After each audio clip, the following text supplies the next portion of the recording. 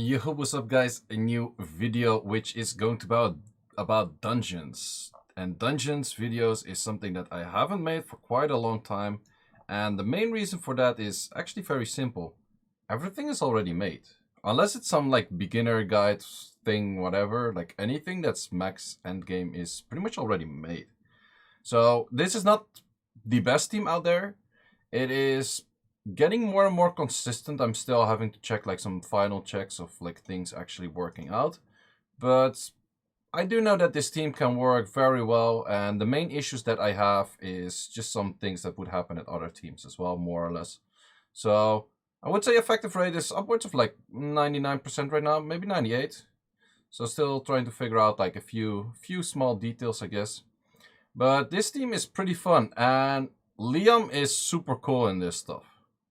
Is he the best unit out there for this? No, I was hoping his AI would do better because his AI is depending on how much HP the enemy has. And the lower HP it has, the higher I thought his likelihood would be for doing his S3. In the end, it's not that great. But fact is, if everything does what it should do, I overkill the boss by about like 200k damage, I'm not gonna lie. Because Liam, if he does his S3 and the demon does his S2, shit, I literally overkill like 200k damage, and the boss only has like 450k-ish damage.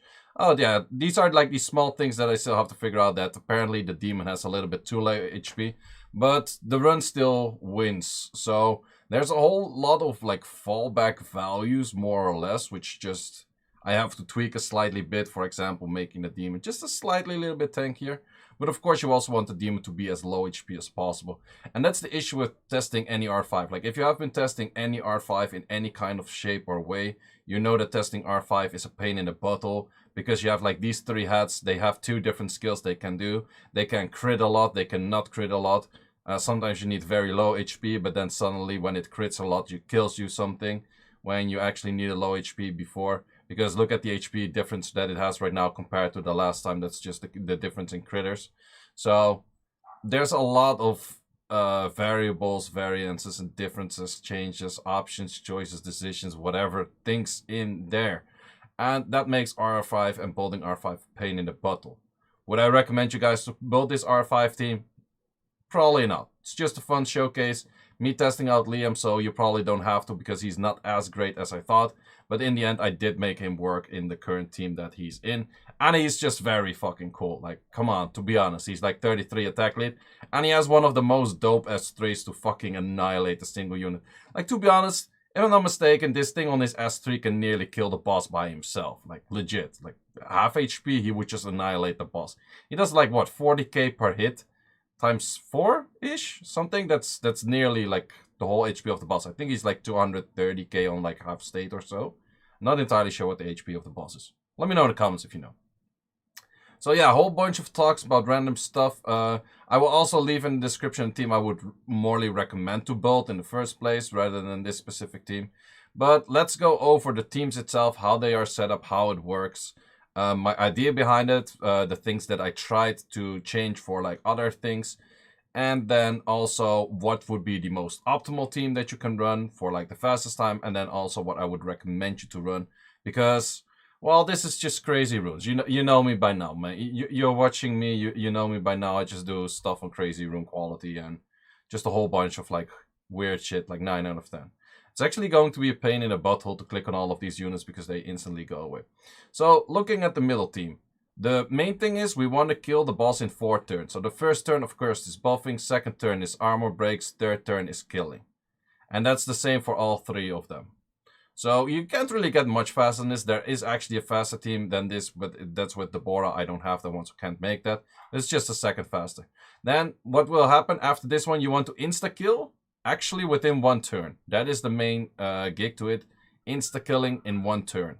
If Liam does S3, I insta-kill in 1 turn. If not, then it needs a second turn for the demon, but the skills of Liam are kind of fast, so it's still kind of 1-ish turn. Sometimes 2. So that is what that team is about. Reason I use the demon over here and Liam, well, Liam is just, I need something ignore defense. So I tried out the wind sniper, I tried out like a bunch of other things. But I thought wind or the water demon is probably most likely to do his S2 because if he's low HP, that is depending for like a trigger on his S2. So I noticed his AI on the S2 is pretty good the moment he's low HP. Because he pretty much always does like madness justice in that case. So that's a very well fit. Liam, I would say, is a 50-50 checker if he does his S3 or not. I was hoping to have that better than that. But also, the lower the HP of the enemy is, the more likely units are to do their second and third skill rather than their first skill. That's how we can create Lucian Perfect AI with a Julie, for example, in like a bunch of other videos that I did. Then what else we have here is just this thing to eat a bunch of damage, and that's just literally that. That's all there is to it. I will get into runes in a second as well, because I think it's better to show the runes when this thing is not jumping all the time and switching screens and whatnot. So let's look at the left team from the next cycle. And actually, he's really not using his S3 all too much. So you could actually replace this, for example, by doing another team up with another unit that does an S1 ignore defense or 100% AI ignore defense, which isn't there because I want armor break on the second rotation pretty much. But you could technically go for an Ikaru in combination with another one of those Mr. Juans over here, Drunken Master. So what we have on this team on the left, we have something that dies, so give it a stack. We have 3 hits, including the ignore defense of the, what's it called, Odin. I have seen this team before with a Miriam, but I actually don't like the Miriam too much if you kill the first wave very easily. Because this one, the team up, is actually doing a 32, 33-ish K plus 100k. And Miriam's attack boost doesn't add more damage than I am doing right here. So this is, I would say, slightly better. Plus Miriam, if my other team slightly derps, Miriam S1 or S2 doesn't do any freaking damage. Whereas this thing actually has an armor break on the S3. And he does a decent amount of damage, doing like 5k per hit or something like that. So that is pretty much what it is for the left team. The unit that dies, it's just the, what's it called, a rank. So that is attack lead for both the Odin, the Juan, and the Katarina. So that is it about the left team. Let's look at the right team, which is actually a similar team I have showcased before. The only difference is that before I showcased it with a Phantom Thief that instantly died. And with that Phantom Thief instantly dying, we had a Vanessa reviving it. So we're looking at like 24 to 25 second average kind of runs. So let's go into it and let's show the right team. So the right team, difference is right now I have a unit for Reflex as well. And I had to make the Phantom Thief on very low HP that he doesn't die. But also on enough HP that he always uses S3. Then Katarina has to be the most tanky unit, so most efficient HP after the first spray or headbutt. And therefore, the Phantom Thief will always put the S3 towards Katarina. Konomiya always buffs Katarina because it has the lowest amount of HP. Afterwards, the Jamire moves, and therefore right after the kill on the first one, the Katarina moves and just kills it straight off the bat. So that is pretty much the team. I do know that there's a faster team with the Bora, so that's like 23 to 20, yeah, I would say 23 second average. So it's a little bit faster than this, but yeah, the Bora just, I heard that if your Bale does like 40k damage with the Bora, your Bale does like 63k damage, just stupidly OP. So yeah, that makes things slightly easier than what I have in this case over here. So yeah, for me, more or less just an interesting team. I just wanted to try out things, and I see that this is one of those issues that I still have to fix. It still mostly wins, but I can make it slightly faster if I just make the demon like a slightly bit tankier, which should be very doable and very fine as well. So actually, I recommend the thing. If you're testing your R5, record your screen and just put it away, because if your run is failing like once in like 10 runs, it's very annoying to keep watching your screen, see it like work all the time, and then at one time that it fails, you were looking away, right? Just record your screen, and then the moment it fails, you just go back to that recording and you check what happened. And if you just keep it in the middle, you can't really see how much damage or what kind of buffs the side teams have, but you can still kind of see the animations, and then from the animations you can still see whatever happens or doesn't happen. So that is my recommendation for if you're building R5. So we will go into the runes itself. because of course you guys are very curious about the runes, always. So let's get into that and let's look at that from here. So this is a simple showcase of the teams in here. The friend is mainly being very low HP, that she actually uses her skill on herself. But the main thing which I was struggling with this is that I had to make the Shina on very, very low HP as well. This was my struggle point, that Fran didn't always use her S3. So I also talk about struggle points I had at some point. Well, then we have this one, a double fight with a will set, which is fine. We have this one with just a triple fight. And I actually have the shield set in here.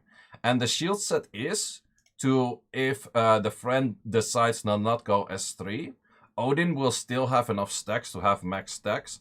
And that gave me a slightly bit more advantage if my friend decides to derp. This run still succeeds because I actually do enough damage even without attack buff, apparently. Kind of strange, but apparently I do. So yeah, we have that. Then we have the Odin, and the Odin doesn't need to be 76 crit rate because his passive actually gives more crit rate on that as well. And of course it is will and then rage. Also for artifacts, it's everything like crit damage, what you can find. Even crit damage low, that's what I noticed that I needed the most. And then the Horn is a slightly bit more tanky, but still a double fight and a will set. This thing actually has terrible base HP, so I needed a bit more HP on this one to make it survive. Also, turn order is being Fran, then Shina, then we have the Odin, then Rogue, which teams up with the three of them, and then we have the Huan moving. So then for the next one, also in the turn order here, so we have the Lauren, very low HP once again, so that we make it that the Colleen also would heal that. Colleen is also very squishy, just to make it have a backup that if 2 units are low HP, they are a lot more likely, or actually close to 100% or even 100% to use their S3. I was actually thinking about making this one backline and then this one very squish and then her very squish as well. The moment that this team would not always have its attack buff up, but suddenly I got it to work with having this Shina super squish. So therefore that worked. Normally you would have like a Dagora, or you would have like these units that revive and that are like very low HP, and that will make them perfect AI. But in this case, I could fit it in this team, but I think it would desync it, and I'm not going to use it in this team. So therefore I just was looking for those really edge moments where they do survive on a headbutt with full critters, but still with the spray and very low critters still do their shit, and also have a few like backup values that way. Then we have the Lauren, like I said before, just a, well, it's actually crit damage Lauren, but it has additional damage from attack because apparently she still barely does that much damage. Then we have the Colleen moving, like I mentioned, with the will set. Then we have the Bale moving. Bale only moves once in this setup. It's still like good speed. I don't care about the HP defense. I could even lower it because the moment that Bale would survive the jump, he's doing his animation of getting the stacks, which is not really that useful for me. We have this thing, which is just a complete filler. It's just triple fight. People would say, oh, you need will runes because of Oblivion, blah, blah, blah. No, actually, if it does its spray, it only starts to not work the moment the Oblivion hits, or maybe not even. I think not even. And if it does the headbutt, it's just straight reflected. The damage that you reflect is very minimum. It's like 1.5k per hit. Like, it's literally barely anything. So the main focus is just to add more damage from fight sets on those units, in my opinion. Then we have the Liam, which I think is a super cool unit right now, but it's very sad that his S3 does not have that well of the activation rate. If his activation rate on the S3 would have been better, or like perfect, this team would be very easy to build, because Liam fucking annihilates that boss. So if I for somewhat reason find out, or any kind of way, that Liam would be triggered on like perfect AI for this shit, then Liam would destroy the fucking second phase of the boss easily. And then we have the backup value, which is currently a little bit too squish. It's also a double fight set because I care a little bit less about its damage. It does enough damage with the S2 still. And I just need to add like probably like 500-ish HP, and I would be Gucci for him to always survive. And that's just my backup value in there. Then we have the team here on the right. Also in the turn order that we have the Phantom Thief moving first, being very squishy. Level 30 was for me the chill level to have him like enough stats and that kind of stuff. And he will always use his S3 on the unit that has the most HP, effective HP at that moment, which in this case is my Katarina. So we have this thing moving, then we actually have the Katarina moving right after, of course, enough crit rate. I went for a very specific speed tick, so this plus 21. Then we have afterwards, we have the, well, let's see, we have the Konamiya move at a plus 50. And then after that, we have this one move at a plus 24. So that is the turn order for that. So actually the only thing about these units matter is that they are squishier than the Katarina. They have enough HP to survive a headbutt and a spray. But afterwards, like, all of these units can die. You're just a placeholder that doesn't take a turn. Also, if you die or not, I don't care if you have endure or not, or whatever happens to it. That one can just die. Same for this one. It can just die. Very easily allowed to die. So yeah, that is pretty much a whole mouthful and a whole bunch of stats and me just trying out something different. Like, I love crafting these dungeon teams. I actually did this one on stream. I have been streaming a bit more lately, so follow me on the Twitch channel as well if you haven't yet. Link is in the description. But yeah, that was just, it was fun for me to finally start crafting some dungeon teams. I tried pretty hard on getting better for a better team, for example, for giants, but still the Belial team is by far the best you can have. Faster team for dragons, but by far double Astar Drikaru is the fastest team you have. Faster team for Necro, arguably doable, but I would say that the Lucas Jolie team with the triple Ikaru is still the fastest team out there. Also, I forgot that you can have faster teams, but you need a Zerath or you need a Lucifer, which I have. I both don't have, so I can't make faster teams on those two occasions. The SF10 team, I think that would be arguably the easiest dungeon out of the 5 to maybe improve, I would say. Because I would say that there's some room for improvement in that one. But it's still pretty difficult, and Zerath makes that a lot easier, which I don't have. And then SF10 I don't see being improved. The only thing that could slightly improve it is a Zeratul. But that's, yeah, again, LD5. So yeah, for the normal dungeons, unless we have some meta change, some new units popping in, popping out, or whatnot, I don't really see the dungeons being changed in like the fastest teams I have. Of course, I could make teams of like simpler versions of anything, but everyone, if there is a simpler version of a team, and that makes sense, the video is already made. So therefore, I can only make like super high-end dungeon teams like this, or at least give it a try. And yeah, that is what it is. So guys, hope you enjoyed just showcasing a fun team, having Liam in the R5. Would not really recommend to put him in R5. But it would have been so cool if he had perfect AI the moment HP. Because I actually thought, I tested it a little bit, and it had close to perfect AI in those like first 10 test runs that I did. That he like 90% of the time did his S3. But in the end, if I'm running it a lot, it's not that 90%. So that's kind of too bad.